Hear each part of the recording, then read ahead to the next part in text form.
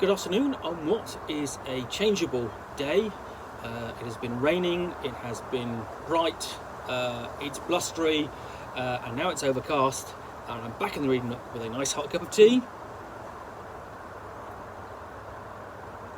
a cat on my lap who is not ours, and some parcels to unbox.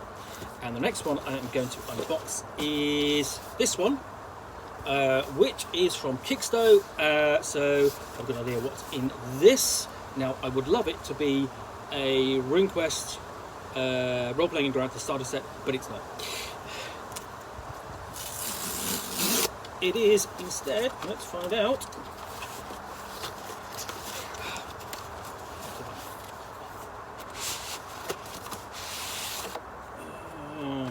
Okay, so further wraps, so I've got to just take a bit of knife to the sellotape.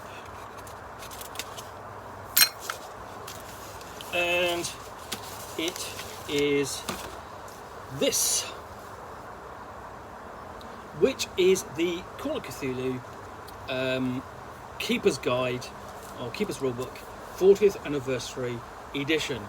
This Call of Cthulhu is 40 years old in 2001. Sorry, 2021.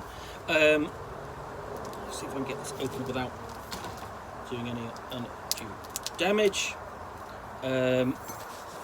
Just split the plastic open.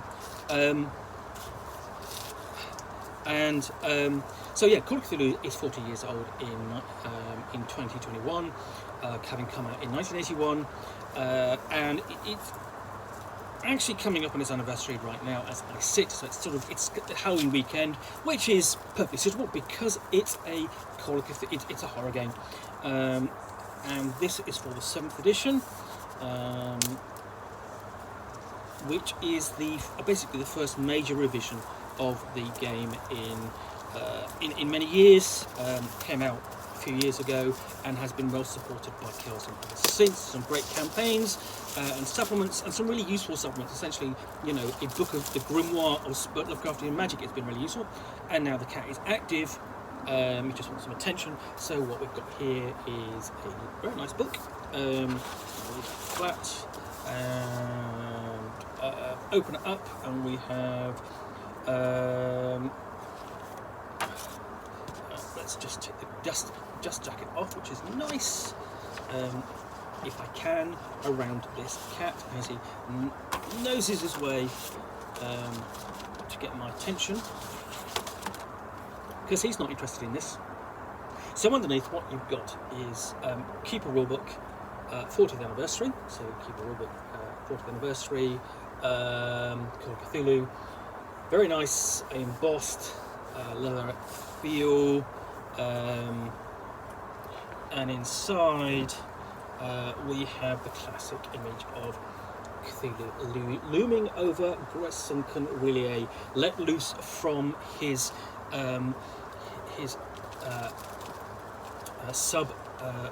subaquatic tomb.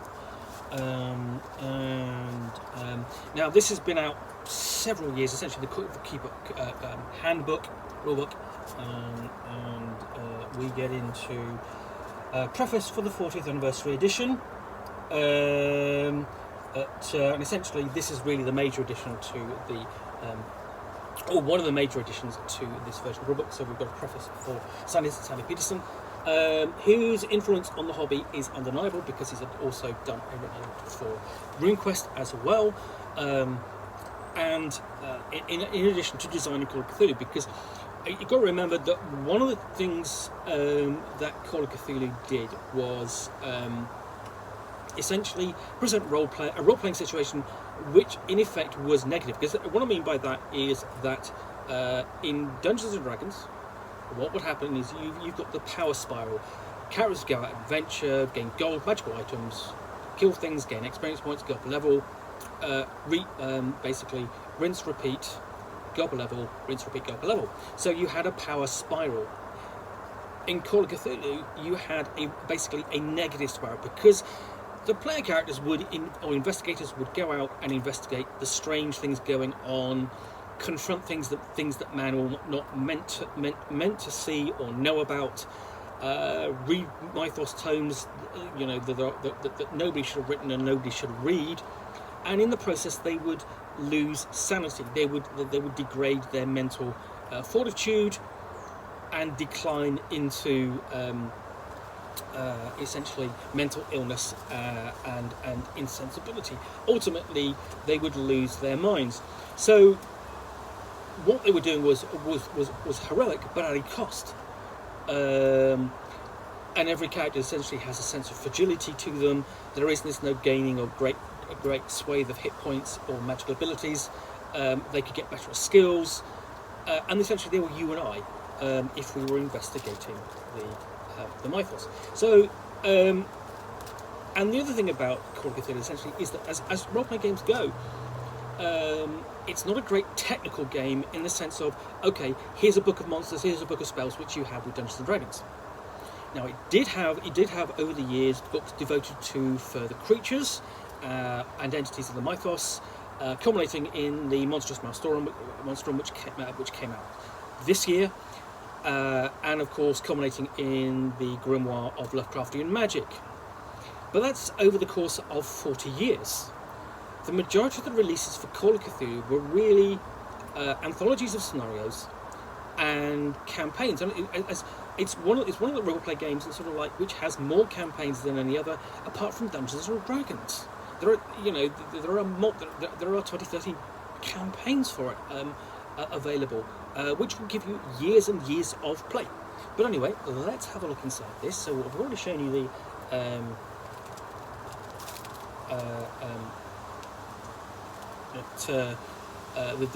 preface, and we get into the core book, and this essentially there is also the player's handbook as well. That gives you more options in terms, for example, of sample occupations. So table of sample occupations, and these are essentially the sort of like the classic occupations of Call of Cthulhu.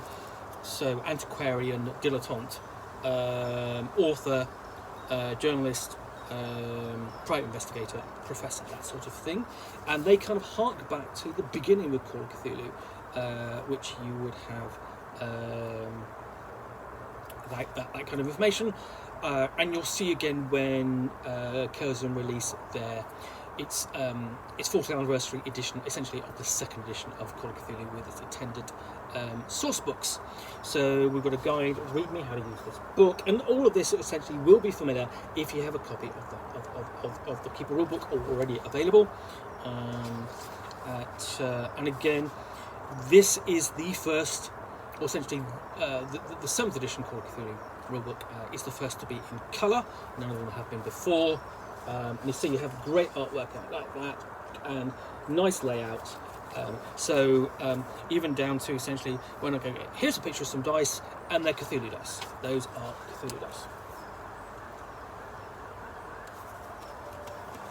And we have a description of Lovecraft and his life and the mythos and so on, and what it is, and explains it. And essentially you have what was left out, and there are elements of Lovecraft's writings and basically his circle that were which were not included in there. You've got a nice little box explaining that. So if you can put those in if you want to, it's your game.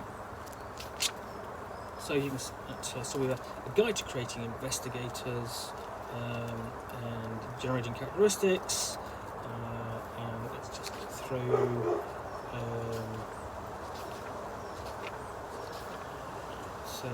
And then we've got, and this is a callback right back to the beginning of Call of Cthulhu, and it's appeared in every single version of the rules. And you've got a character sheet for the 7th edition for Harvey Walters. I don't think he's ever appeared in Adventure, but he has appeared in every copy of the rulebook. So yeah, this is very crunchy in terms of its pages. They have not been parted. Lengthy explanation of the skills, and that's fine, that's what you want. We have combat, basically the dividing chapter, and every chapter like this is prefaced with a really nice piece of full colour artwork. So I mean, obviously you don't have to buy this edition of the rulebook, but even if you don't, you buy a standard version, you're getting a nice looking rulebook. And there's useful things in here like the combat flowchart, which essentially you can lean into as the keeper until you kind of know what's going on. It's a nice aid for the referee, and you've got extended examples of play. And then we have a combat damage flowchart as well, and again a nice aid. And to be honest, the rules in Call of Cthulhu are not difficult by any means. They never have been. There's a simplicity to them which kind of matches the simplicity and fragility of the player characters. Let me go on to discussion of magic, how it works, what it is, and an advice for the GM, making use of the investigator's backstory. See, then we're on a map, for example. It's a map of Arkham. It's a little bit small, but it's illustrative of what Arkham looks like. If there was a proper Arkham source book, and there have been over the years, then you would look. You get a proper map with that. And list of all the monsters, and these basically use sepia tone. That echoes goes back again. That style goes back to the earliest inclusion in the core rulebook, where they were essentially ink drawings. And again, what you've got here is a nice mix of the old and the new. All the way down to, we have the given scenarios amidst the ancient trees, which is basically was used as part of the play test, and with crimson letters, a bit more complex, and appendices. Let's have a look. We've got a glossary, and then a conversion guide. And again, that's not very long. I mean, because it doesn't have to be the simplicity of the previous editions of the rules versus the 7th edition isn't great. In play, if you can multiply times 5, you can really work on the fly. I know there's something else in here as well. And we've got things like the Eldritch words. And that list, again, is kind of like a feature of every sort of like copy of the rule book.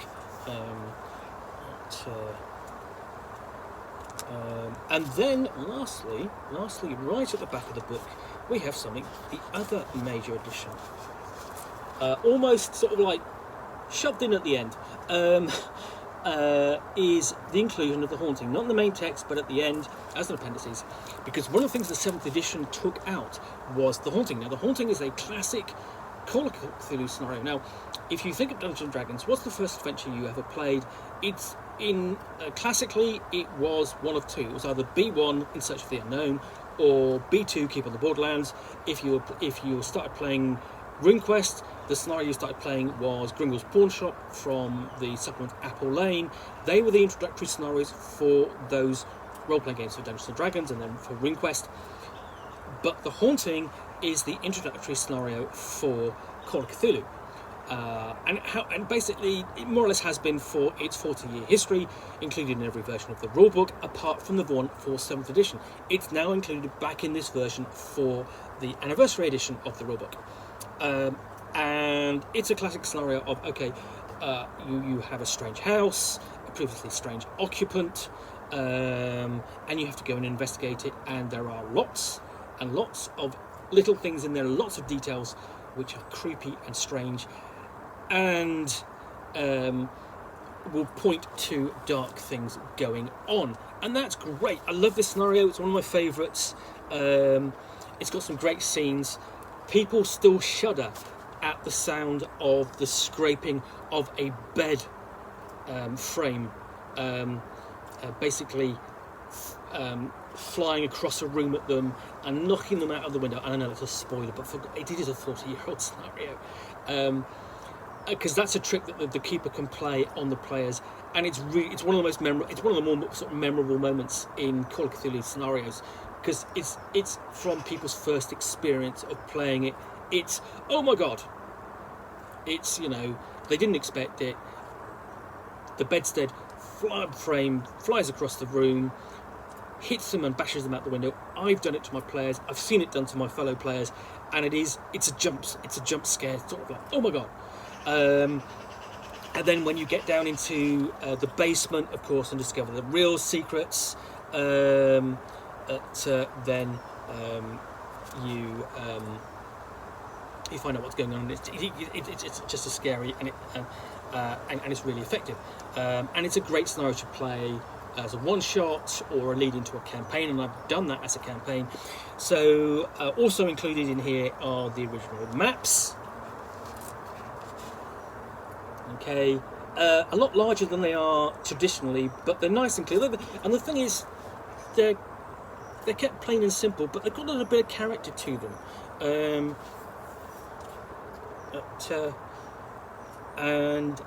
You've got a complete description of the house, and it should be noted this scenario is available in the quick start, basically, which you can download and play.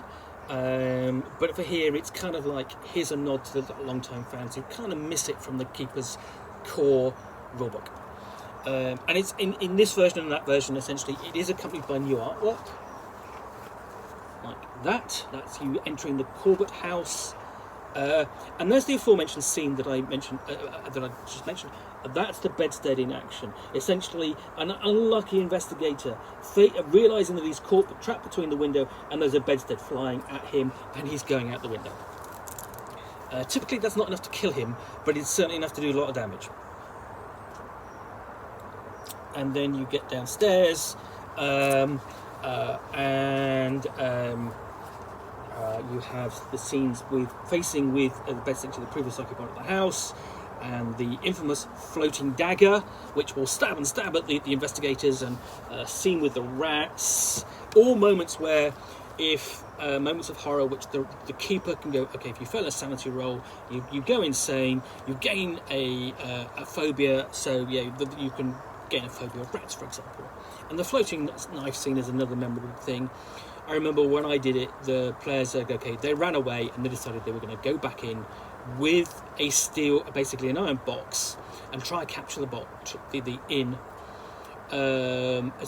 and capture the knife and put it in the box and lock the box. So essentially it couldn't be controlled and float around the room and stab people. And that was fine until the villain of the piece mesmerised the person holding the box, okay, and I leaned over and I whispered in his ear and I said, don't put the knife in the box, put another investigator in the box, which led essentially to the player basically trying to squeeze the other player into the box during play until such times as he was sort of like knocked out or the mesmerising effect passed. But this is a short scenario. You can play it in a session or two, and you've got a bit more background about the villain. Here he is, lying in his post-mortem repose, and a bit of background about him. And if you've never played Call of Cthulhu, I thoroughly recommend you try it at least once. Pick up the quick start, go and play the scenario. It's really a lot of fun. It's really great for scaring your player characters, and it's got some great moments. But anyway, that's The Haunting. Glad to see it's back in the Keeper's Rulebook, even if only for the special edition. Perhaps when the publisher does a reprint, in case there's a reprint, perhaps they'll include it in this, perhaps not. Anyway, these are still available at the time of this video. I don't know whether they'll be available by the time I post it, although I may post this this weekend for Halloween. I think that would be appropriate, especially on its anniversary. But it's a nice looking book. If you're a collector at all, you'll want this. and it's going to look good on the shelf. That's the Keeper Rulebook, the 40th anniversary edition, available direct from Chaosium. Well, thank you for watching another unboxing in the Nook. If you've enjoyed this, please do click that like button down below. If you've got any comments or feedback, thank you very much. Appreciate you post those. And lastly, if you want to be alerted to yet more unboxings here in the Nook, where you will see me with a parcel and a book or game which I will unbox and talk about for the best extent of my knowledge for 10 minutes or so, accompanied of course by a nice hot cup of tea and this is a cat who is not ours, then please do click that subscribe button. Lastly, thanks again for watching. I'll be back again soon with another unboxing in the Nook. Bye for now.